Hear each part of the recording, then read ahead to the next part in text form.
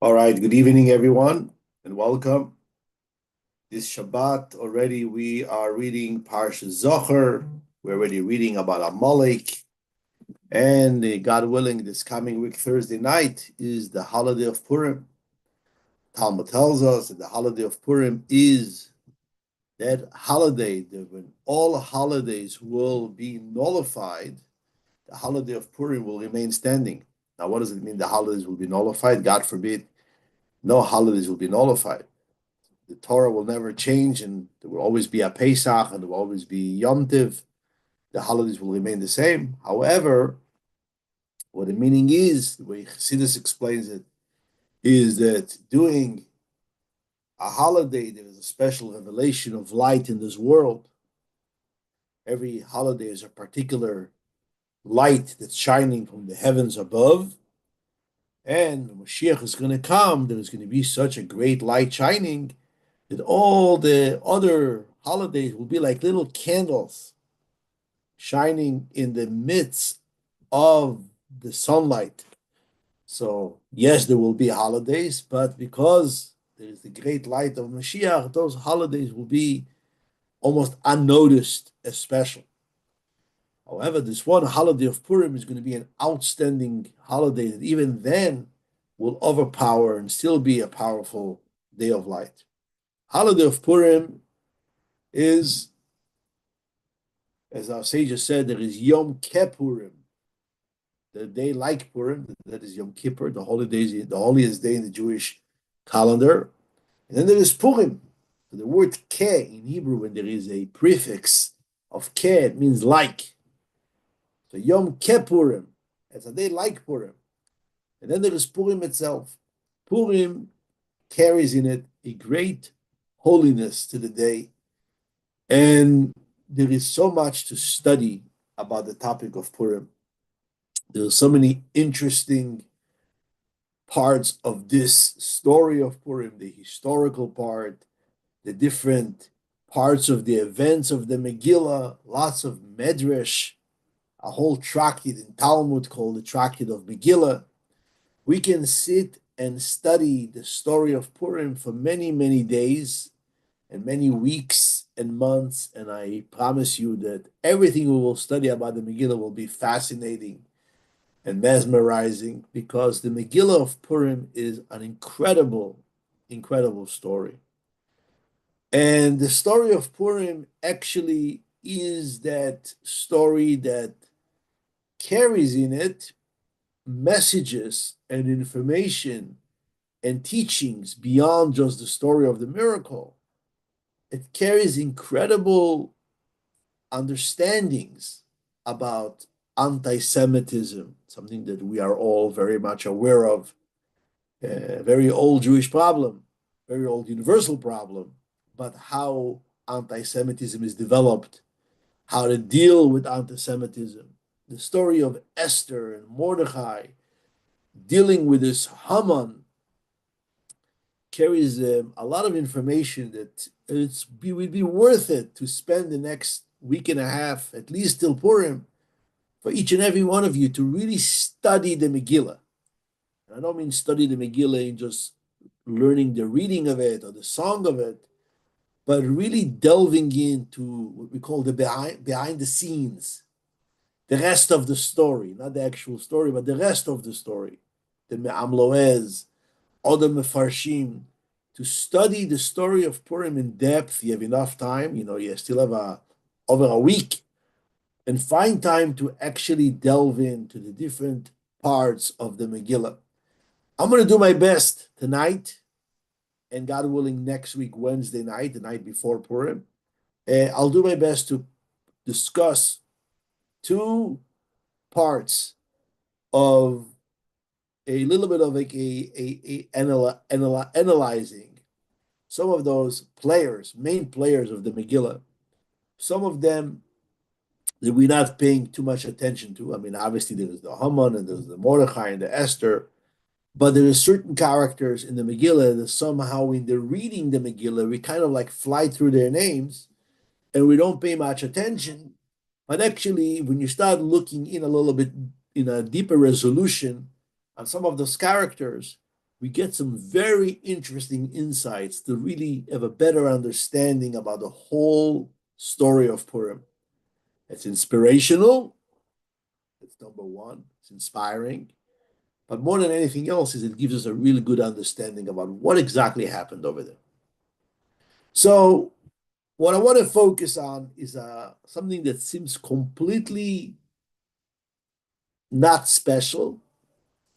It's part of the Megillah that you could say, okay, the rabbi is kind of like nitpicking some words over here. But you're going to see in a moment how what I'm going to present to you actually carries some really profound, literally understanding the whole psychology of this Achashverosh and this Haman, and how Esther actually utilizes this understanding in a way of completely turning the story around for the favor of the Jewish people. So bear with me. It's going to be a fun ride, promise you. Now, if you feel like you had enough, you could always sign off. I'm not going to, no, I'm not giving you your money back. So you can just do that. All right. Vayehi b'mei Achashverosh, Achashverosh. Interesting, the Megillah opens up with saying it was in the days of Achashverosh. It doesn't say Vayehi b'mei Hamelech Achashverosh. What is the title? Why don't you call him Vayehi b'mei? It was in the days of the king Achashverosh. He is the king Achashverosh. We don't even know he's a king.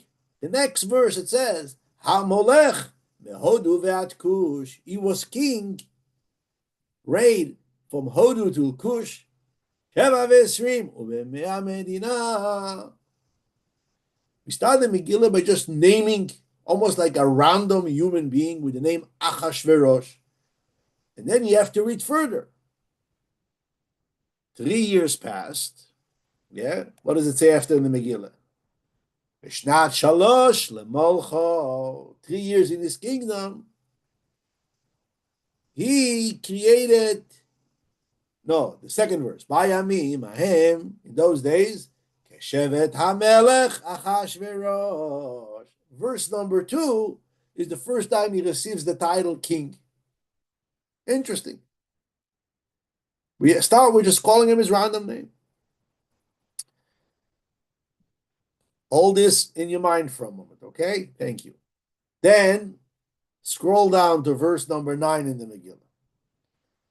King makes a party.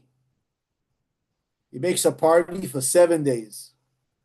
Bayom HaShevi'i, the 7th day, the king is drunk, he's stoned, he's having a great time, he's having a party with all his friends. The king decides on the 7th day, he says, you know what, guys? I want you to call my queen. I want her to come to the party. Story goes as follows.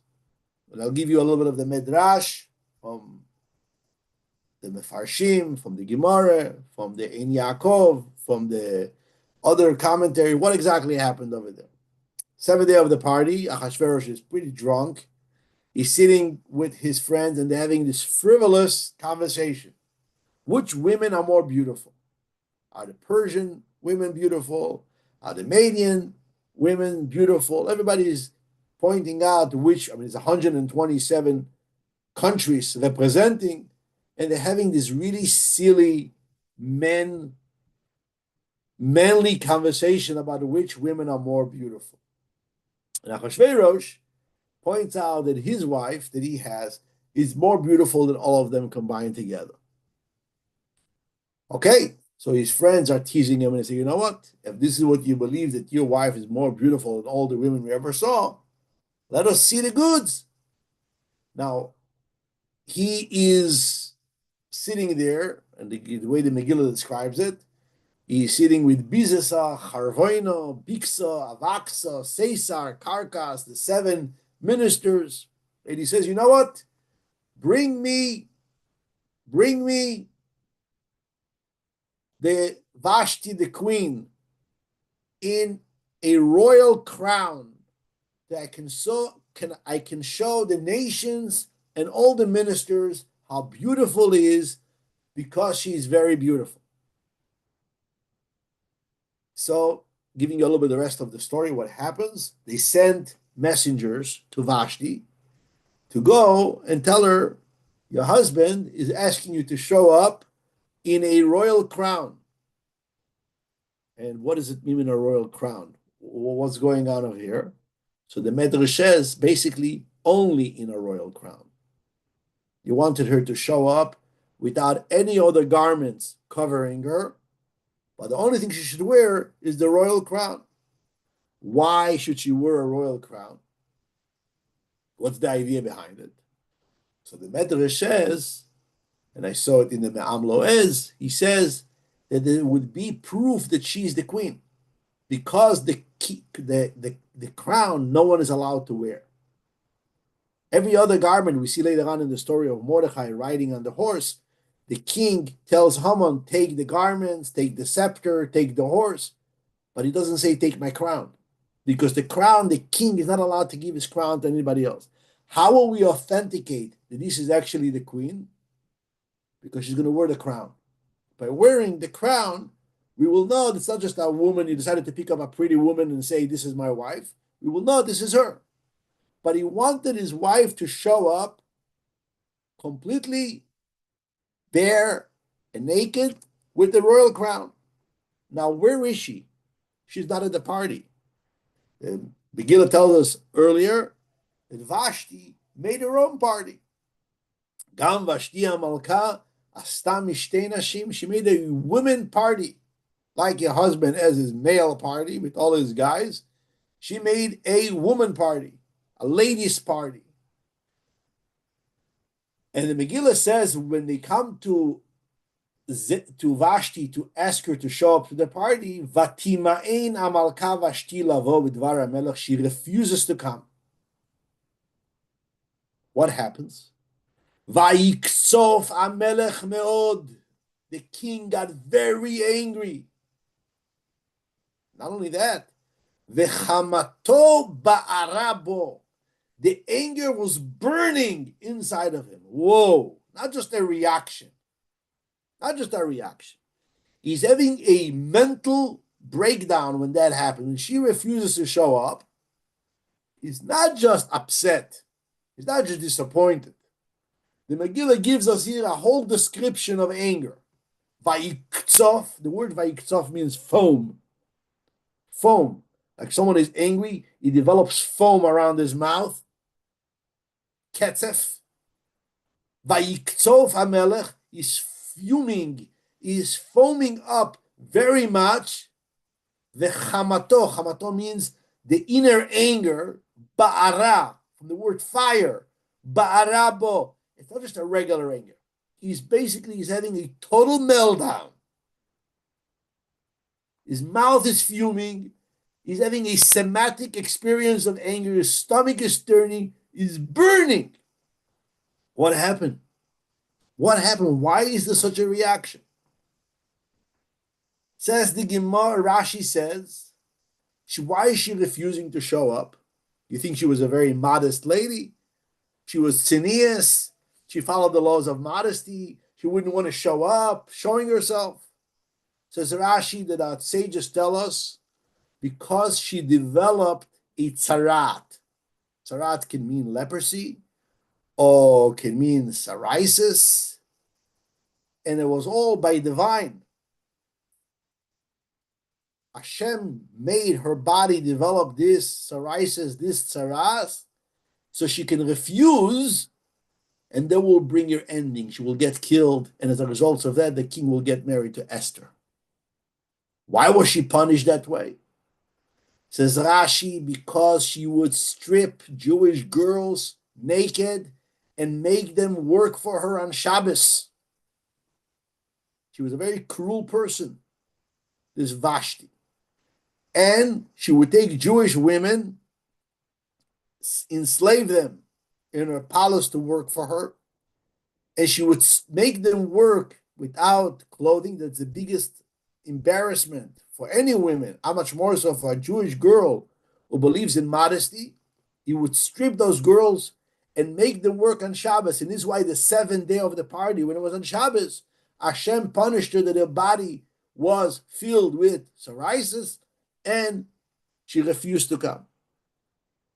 Now, I don't understand. Why is he angry? She just messaged them saying, listen, husband, I love you very much. I have no issues showing up and making a whole show here for your friends. But listen, it wouldn't be pretty. I have developed this skin rash. I don't look good. Medrash says she grew a tail, according to some opinions. And it's not nice. I wouldn't show up this way. It's not going to be honorable. You're not going to enjoy the scene. Let's just leave it. Why is he so angry? So the Gemara, the Talmud in the Tractate of Megila, page number 12, adds a whole addition to the story that, if not for the Talmud tells us, we would have never known. Vayiktzov hamelech meod. He was fuming and he was burning. Says the Gemara, why was he burning so much? What happened? Amar Rava, says Rava, and I'll translate it in English.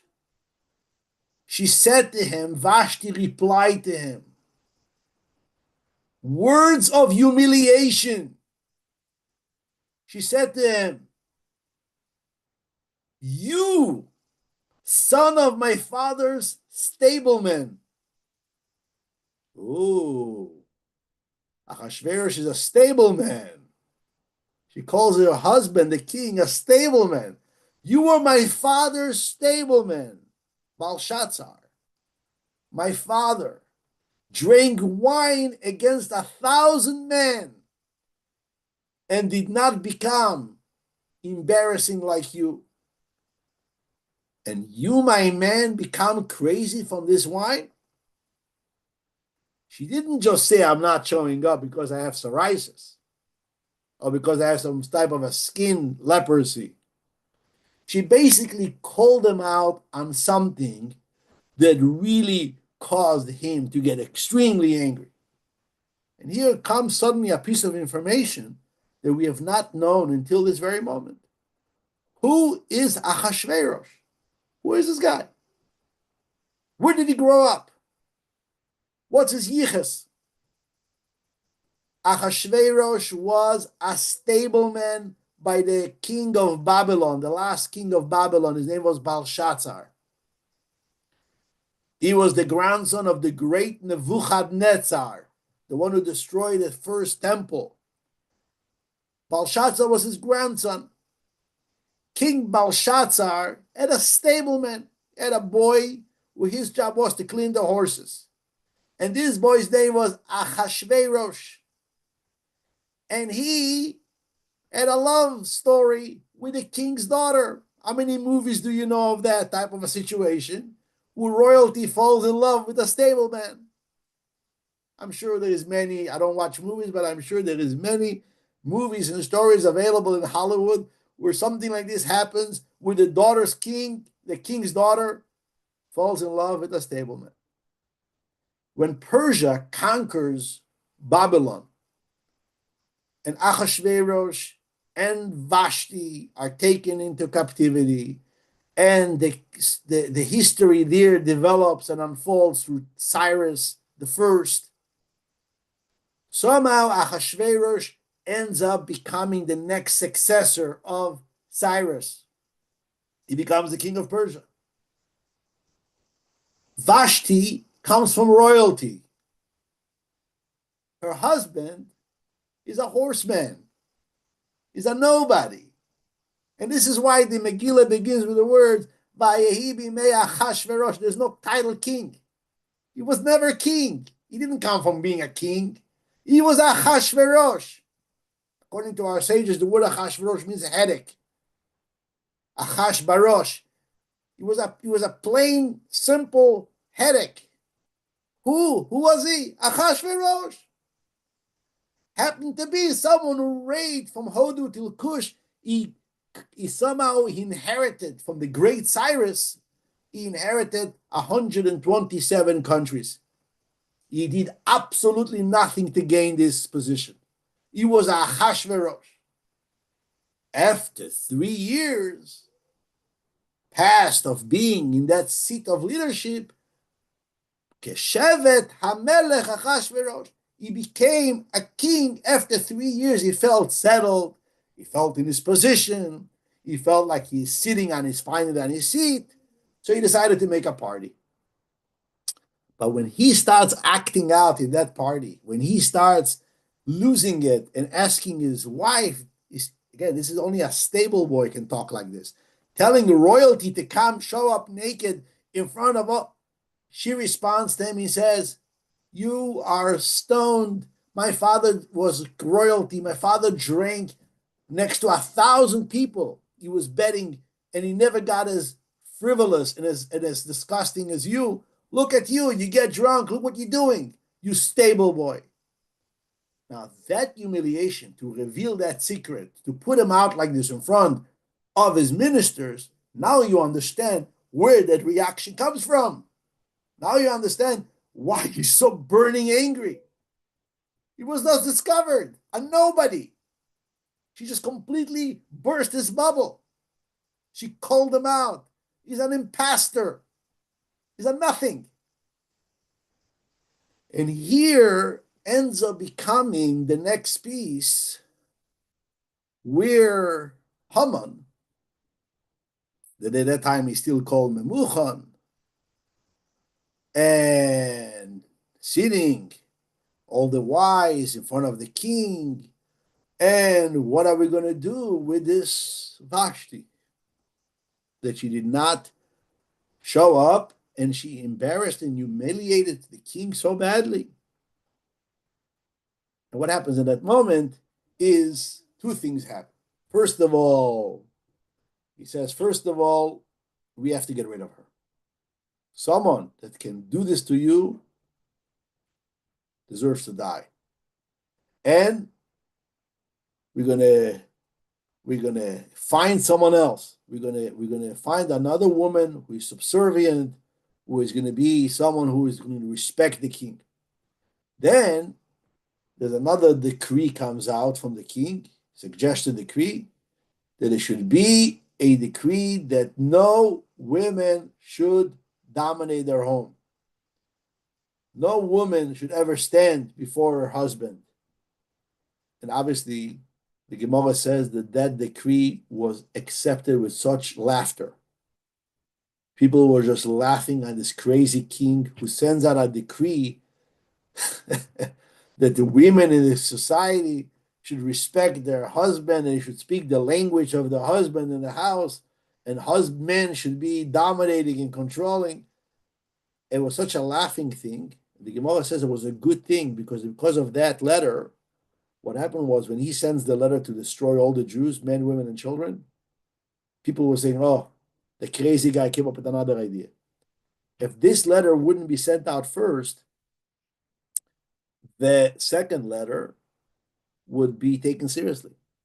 And this is why writing this letter saying every house that men should dominate and women should respect their husbands and they should speak the language of the husband was right away a visual by everyone, is that we're dealing with a guy who is not acting in all cylinders, is not 100%. So therefore, when the next decree came out, let's kill all the Jews, men, women, children, all in one day, the eye rolls, the laughing, like, who is this crazy king? Here he tells us the wife should become our subservient, and we should, and here suddenly he says to kill all the Jews, is not 100% okay.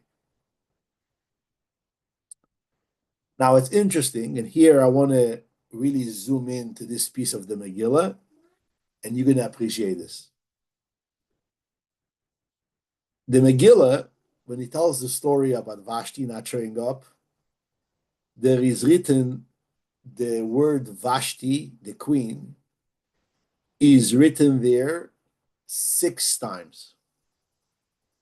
First it says, Vashti Hamalka made a party for the women. Then the king says, bring me Vashti the queen with a crown on her head. Then it says, the queen Vashti refuses. And then it says, what should I do with the queen Vashti? And then the minister says, Vashti the queen. And then in the end it says, Vashti. No title queen, So it's interesting. It starts Vashti the queen, Vashti the queen. Then suddenly it changes Queen Vashti, Queen Vashti, and then again Vashti the queen, Vashti the queen, and then there is Vashti. Now you could say, okay, who cares? Vashti the queen, Queen Vashti. Who cares how it's written? So again, in the Megillah is hidden, in the subtleties of the Megillah, is hidden the whole story that is not in, when you read it, you don't see the whole piece. It starts with Vashti the queen. Vashti the queen means being a queen was after her title Vashti. Meaning to say, the way Achashverosh looks at his wife, she's Vashti. Being a queen was second to her existence. But what happens when she refuses? She acts as Queen Vashti. I am primarily a queen. Vashti is just my name. At the end, when they're going to destroy her, again, she turns to Vashti the queen. The king is looking at her just as Vashti the queen. And it ends with her just being Vashti. What does it tell you?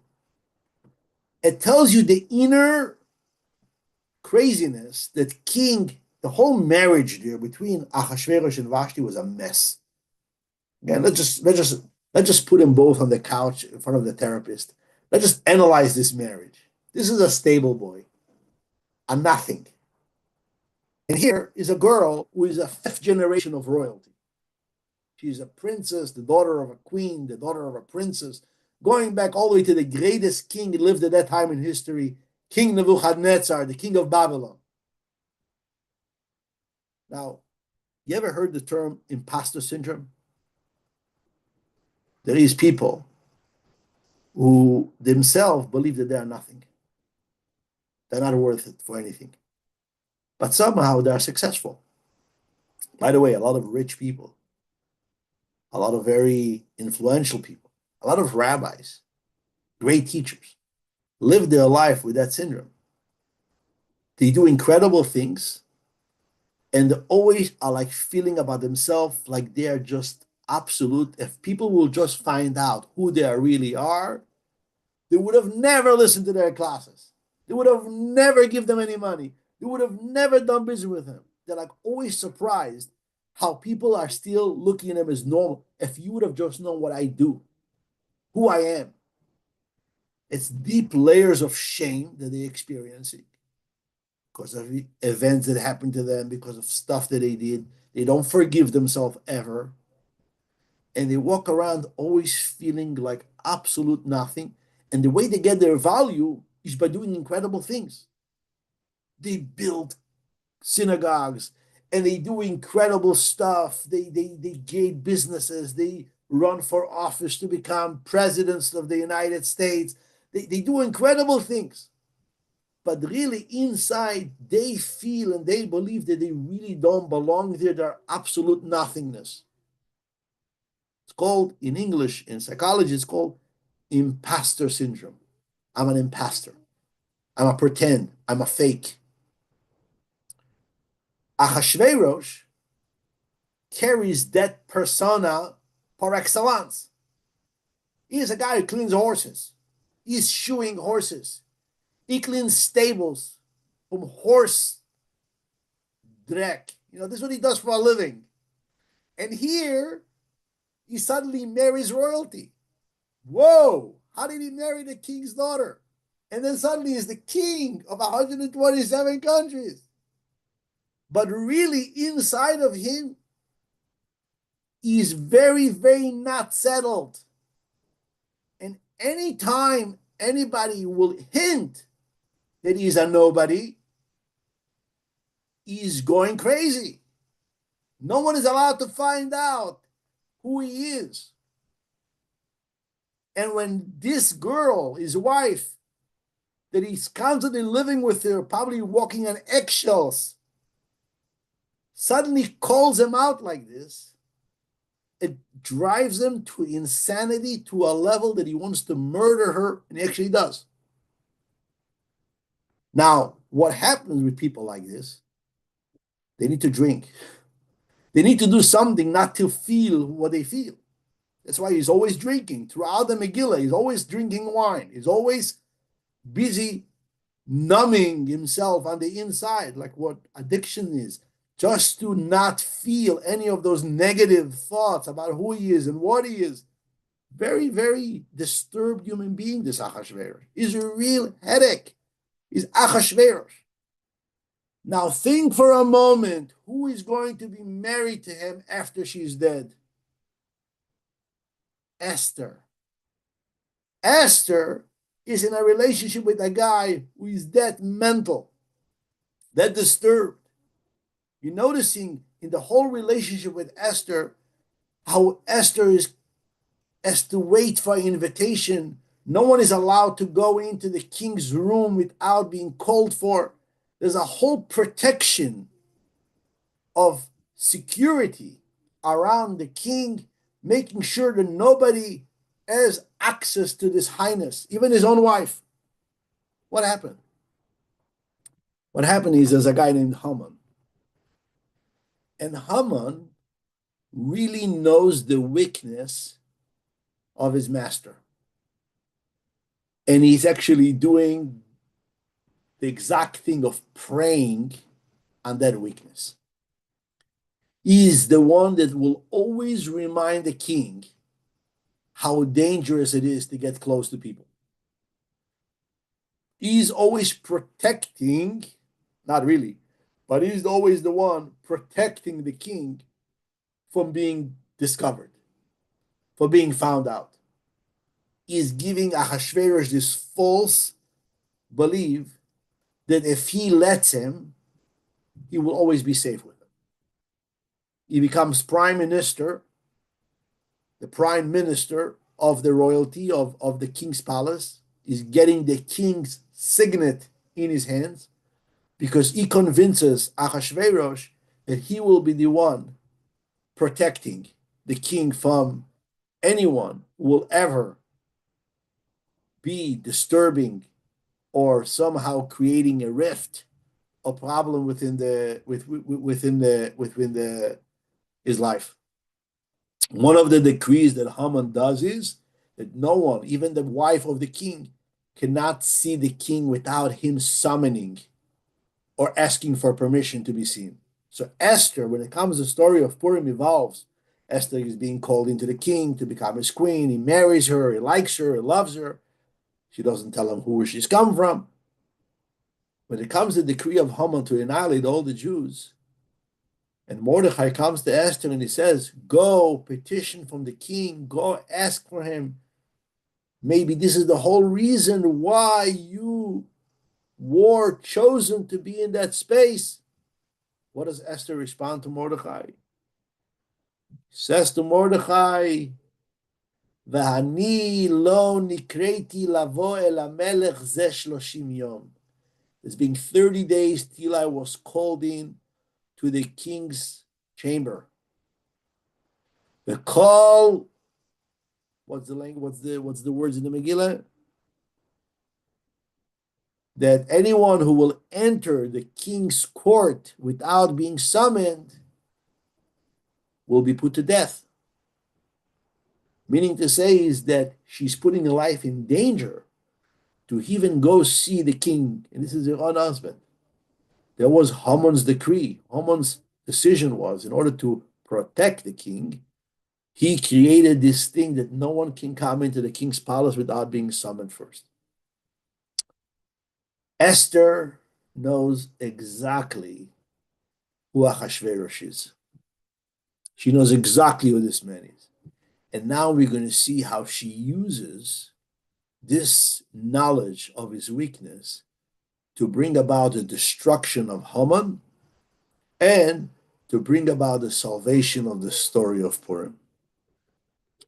The word Esther in Hebrew means concealment, hiding. That's, by the way, one of the reasons why on Purim we dress up, we put on a mask. Because what Esther is, from the word V'hanochi haster astir panai, I will conceal my face, that Esther, everything she does is done shrouded in mystery. But the brilliancy of Esther's activity, if you follow what I'm going to say soon, you're going to see the brilliancy of what she does to really play into this imposter syndrome of Achashverosh and the way she walks him step by step until she gains total understanding and almost control over this interesting king and brings salvation to the Jewish people through it. What does Esther do? Esther is a genius. She finally dresses up after 3 days of fasting. She puts on the most beautiful clothes. She puts her life on the line. She stands in the king's outer courtyard. The king sits on his throne. He sees Esther. His heart fails a beat. What a beautiful woman she is. He stretches out his scepter to welcome her. She comes close and she says to Esther, "What do you want, Esther? Ma she'elatech uma bakashatech. What do you want? What are you asking? At chatzia malchut, I'm ready to give you half of my kingdom. So tell me what you want." And she says one thing: I want a party. I want you to come with me to a party. Wow. But I want Haman to come to the party as well. What a bummer. Imagine yourself. Let's go. Let's go celebrate our anniversary tonight, Being married for so long. Let's go party together. Can you invite your secretary to come also? Excuse me. Why are you inviting? Why are you inviting Haman to the party? But the king is again, he's so bewildered, he's so agreeable, he's so like excited to please Esther. He agrees to that. But at the same time, his gut feeling, and here begins the process of feeling very funny about what just happened. What's going on over here? Why is she inviting Haman to the party? Isn't this a party for us, husband and wife? What are you bringing in a third wheel? Comes to the party. The king is very mystified. He's drinking. Esther is giving them to drink. She's pouring the wine. They're having a great time. But at the same time, he's a little suspicious. You could notice the suspicion there. Because in the party, he like again says, Esther, what do you want? I'm willing to give you half of my kingdom. Say what you want. And Esther says, I have one wish. Let's keep on partying tomorrow night too. And please, can we have Haman at the party as well? Oh my gosh. Now kicks in the paranoia. She's mystifying him. She is playing with his mind. What just happened? Why is this man invited to our personal parties? The king walks out of the party, he comes home, and he cannot fall asleep. The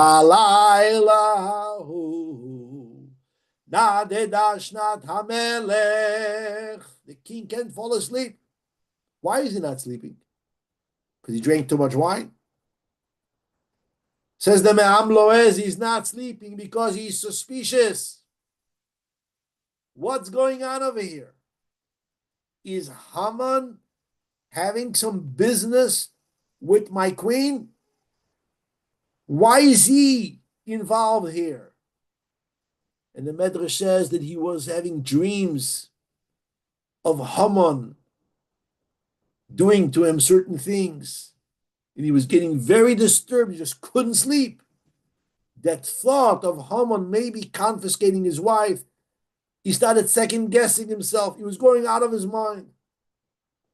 So he's asking his ministers to kind of like do some reading for him. Like these days, you would turn on Netflix, you would turn on a TV show or something to entertain you, to take your mind off. In those days, there was no Netflix, I guess. So what they did was they used to read to the king his memoirs, stories from the past, and they read about Mordechai saving the king's life, And the king says, 1 second, did we ever pay him for that? And suddenly there's a commotion. It's the middle of the night. There's a commotion. Now, this is really disturbing. What type of a commotion happens in the palace in the middle? Who is walking around in the palace in the middle of the night? Didn't we say that no one is allowed to come without permission? Remember that, yeah? No one is allowed to show up to the king's palace without permission. Someone is showing up. Who is showing up? The ministers say, Haman is in the courtyard. He wants to come in. Middle of the night, Haman? Here the king had a complete nervous breakdown. Right now, a couple hours ago, he's sitting there in the party with Esther having a good time. He's showing up in the middle of the night in my courtyard. Now, you can imagine the paranoia here gets stronger and stronger. You're like, what is this guy up to? And then he shows up, and king says, here, tell Haman to come inside. And right away, he blasts on him. What would you say we should do to someone that a king really appreciates, wants to give him straight respect? And Haman right away thinks, who does the king? Probably me. And he starts saying about this crazy idea of giving the guy a crown and a scepter and a royal garment and a royal horse. Now the king is listening to that, and that's really, this Haman is really losing it. He wants to take me over. He wants to put on my crown, my scepter. He says, do exactly that to Mordechai. Take my royal garments, take the horse, go outside on the street and make an announcement to everyone. This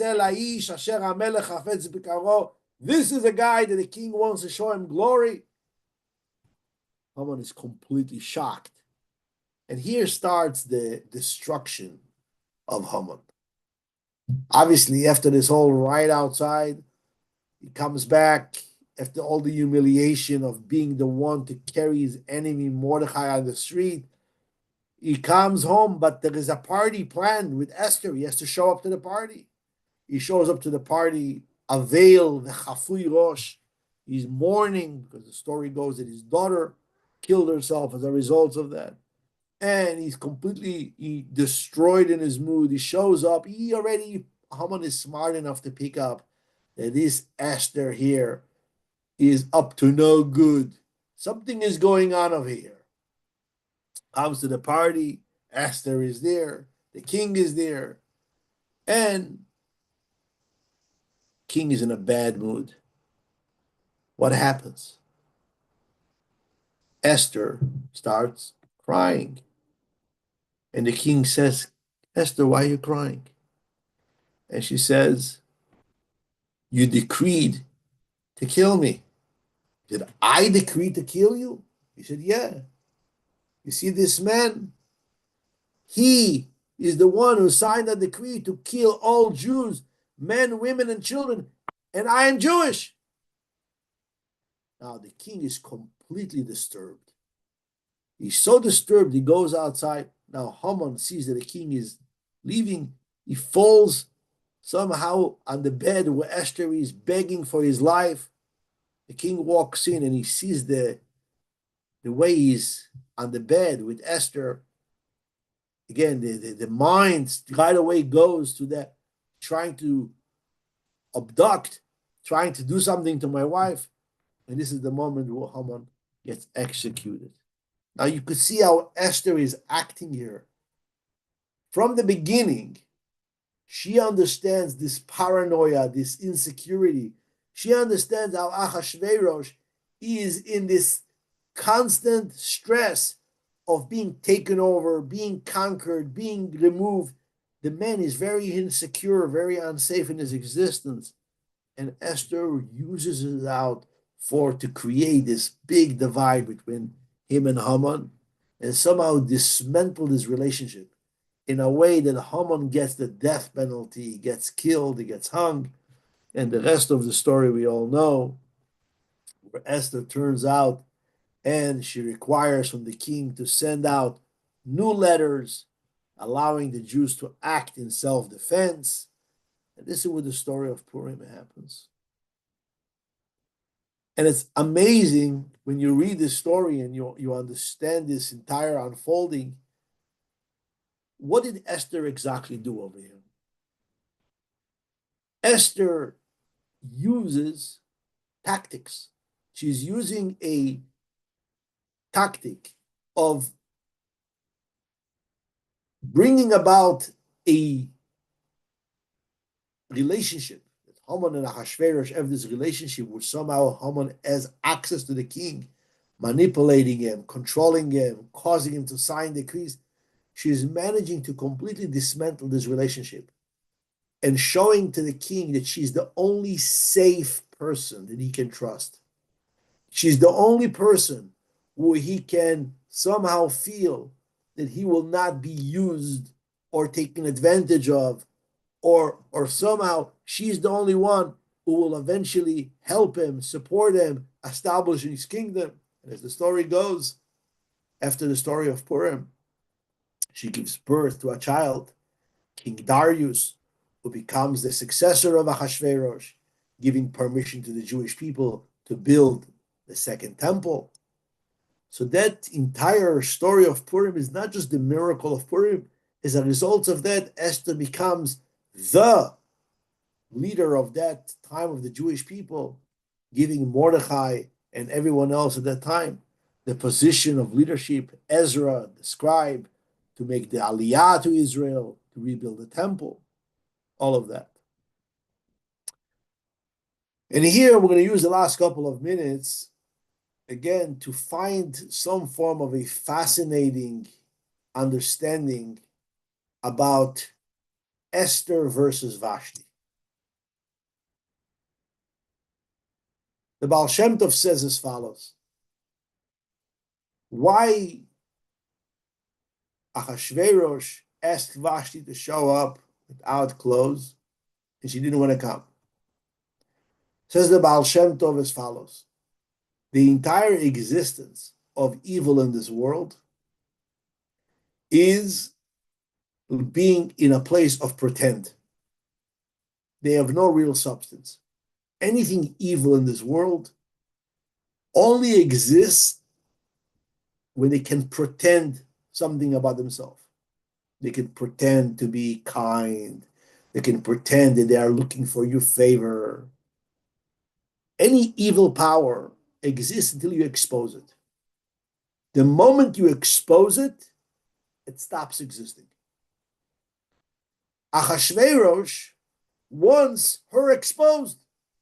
He wants the queen to show up without any garments. She cannot come without any garments. She has no existence without any garments. And therefore, she cannot tolerate the idea, if I am exposed, then I don't exist. Says the Baal Shem Tov, a very powerful teaching.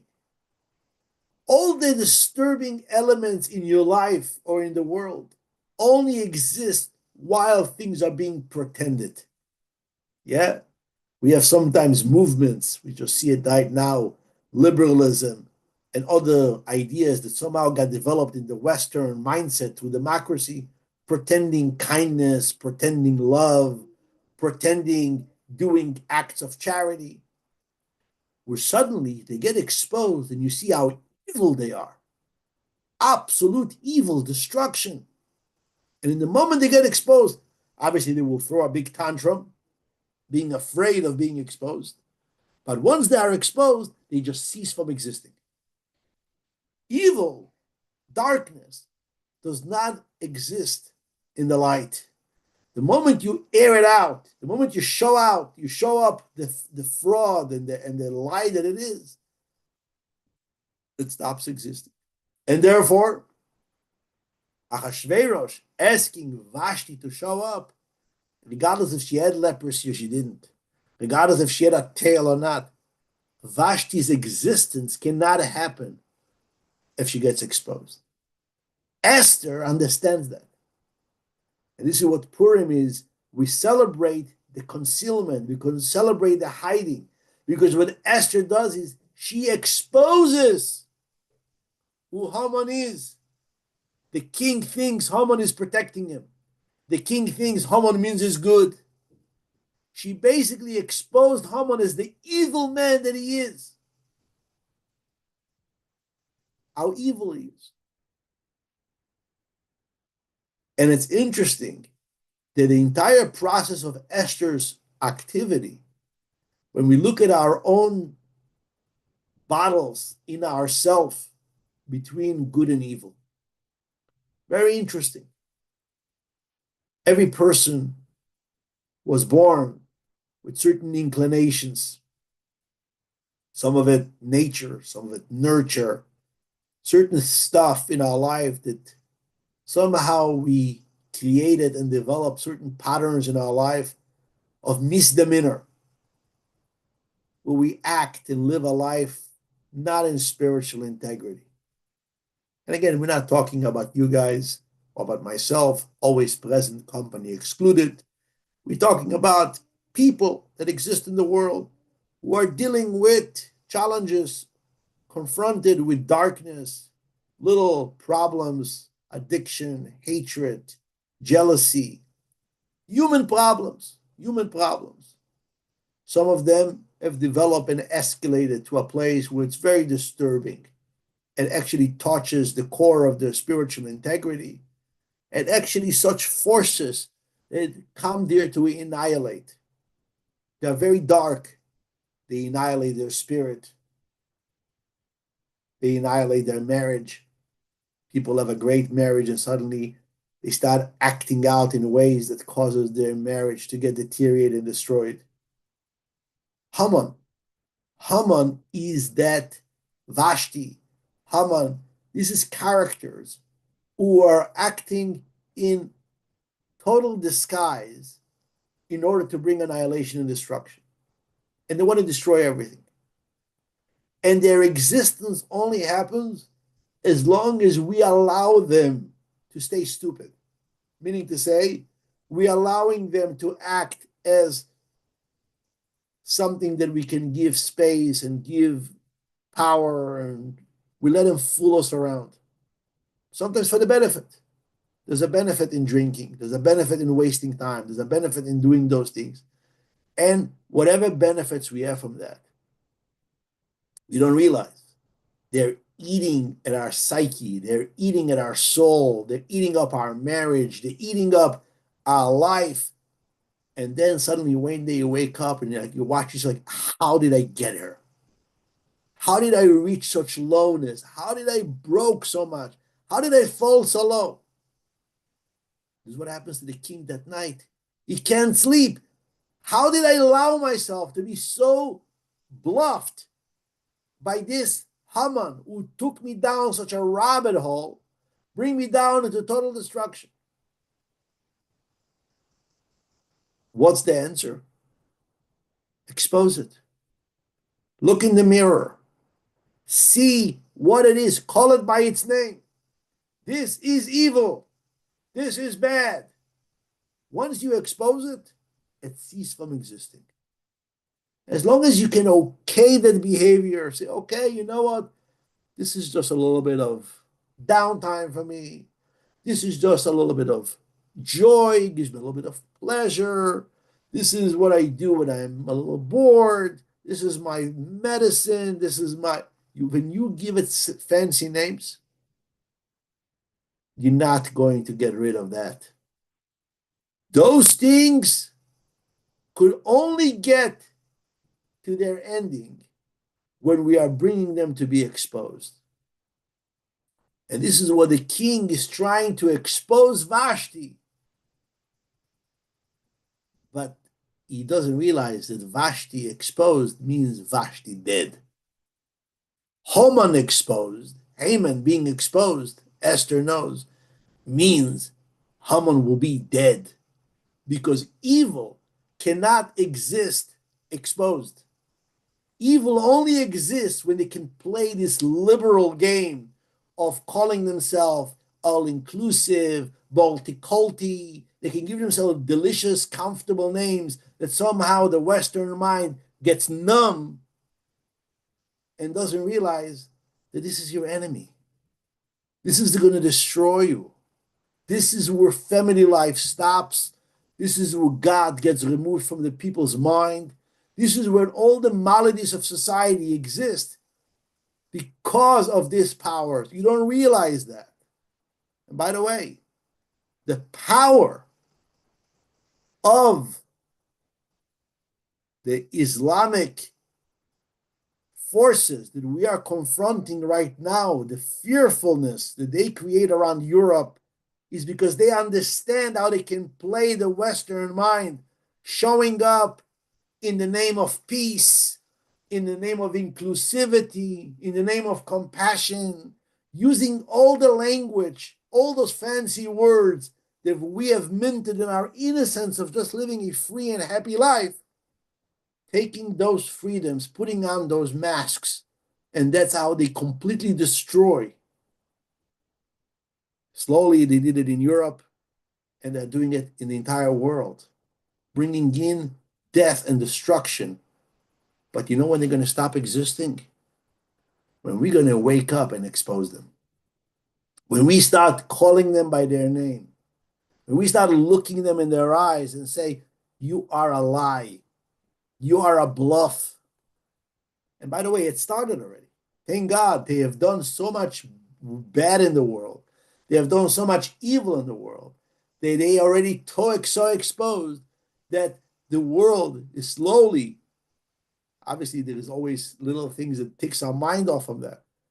But that's how the evil powers of the world will cease from existing, through exposure. This is what Hashem tells Moshe. He says, take those people who sinned and put them in front of the sun. What do you mean put them in the sun? Expose them. Once the sun will shine on them, the bad will cease from existing. Same thing also when Korach puts up a rebellion against Moshe and it confuses everybody. What does Moshe says? Boker. Let's wait till the morning. What happens in the morning? Sun shines. Everything is in the open. Everything is in the clear. Every single one of our parts in serving God. Story of Purim is ad de lo yada. We need to bring ourselves to a place where everything we know of comes to a place of unknown. Because it might be that the stuff that you know is really a huge mistake. Like Achashverosh wakes up and he realizes there was all one big bluff. Haman never was out to protect me. Actually almost killed me. Each and every one of us in our lives reach now this point in our life, getting ready for this holiday of Purim with a mask on.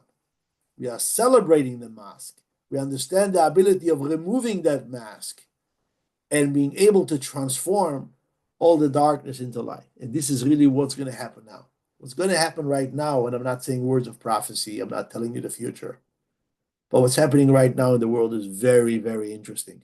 I know it's nerve-wracking for those of you who follow the news, and I really would love to encourage you to kind of like tune out of the news, even though it's so intriguing and so interesting, because every day this world is unfolding and things are tossing and turning, and your intestines are tossing and turning with it.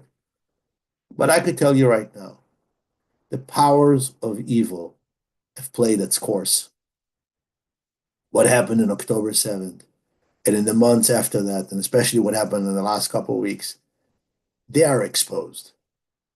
And if you don't believe that, take one look at what's going on in the world right now and you see right away. Evil is exposed. Very, very short lifespan when they are exposed. I know it's painful. I know it's difficult to watch. I know we still don't see the light in the end of the tunnel. But those of us who have a little bit of an understanding, especially after you read the story of the Megillah and you are inspired in the story of Purim, you know, Revach va'atzala ya'amod la'Yehudim, something is going to happen here. And we're going to look back and we're going to see, you know what? I knew it all the time. It was there. The redemption was right in front of our eyes. When you watch things that are happening right now in the world, when you watch right now the language of certain leaders, especially leaders in the United States right now, this language about how we're going to deal with and the way UN was playing this game for all these years, trying to pretend that we're talking about a society who believes in good and we just have to give them this and give them that. That entire mask just now got ripped off their face. They are a bloody murder society who deserve to all die. And that's it. There's no kindness, there's no grace, there's no compassion. This is a people who chose to live a life of being what's called a murderous society. This is a Malik in our day and age. And therefore, time for the Western world to wake up to the reality and understand there's no future for this place. Whatever the decision will be, if it would be with grace to put them on boats and send them somewhere off, or if the end of the game will be that they're just going to have to be annihilated from their core, whatever it is, evil is exposed. And when evil is exposed, when evil is naked, he stops existing. So this is the good news. So God Almighty help us as we're getting ready for Purim. Please clean up your desk, clean up your mind, clean up your heart. Purim this year might be a holiday like Purim then. We might be celebrating Purim like we have not celebrated it for 2,000 years. Let's get ready. Let's prepare our minds and hearts. Let's waste less time. Don't watch the news and don't watch other stuff you shouldn't be watching. Just make sure your mind and heart is pure and clean and ready to welcome and usher in the redemption and the coming of Mashiach speedily in our days.